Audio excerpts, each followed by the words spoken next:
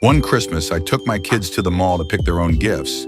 I even set aside $100 to treat myself, but I couldn't find anything I wanted. On the way home, I saw a homeless woman in the snow. Her coat was torn, her face weathered, and her eyes so sad. I gave her the $100. She looked at me like she couldn't believe it. But as I drove away, I felt regret. I could have done more. That moment taught me something. When you have the chance to help, don't hold back. Even small acts of kindness can mean the world to someone. What you give might not change the world, but it can change someone's world. Sarah folded her dad's old blanket every morning. Its edges were frayed, and the fabric was thin. "Why keep this?" her brother asked. "It's falling apart." She held it close. "It still keeps me warm." He frowned. "It's just a thing." She looked at him.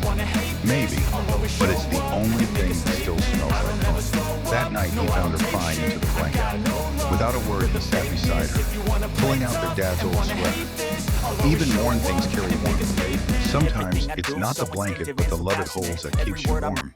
A boy was always late to school, often missing the first hour of class.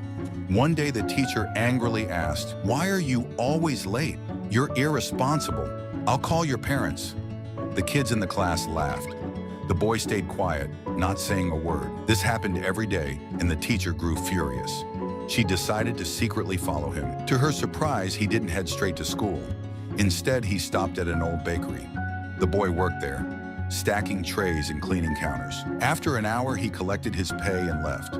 The teacher followed as he walked to a small shelter and handed the money to an elderly man in a wheelchair. Then, the boy sat beside him and helped to feed him breakfast. Curious, the teacher asked a worker at the shelter, "Who is that man to him?" The worker replied, "That's his grandfather.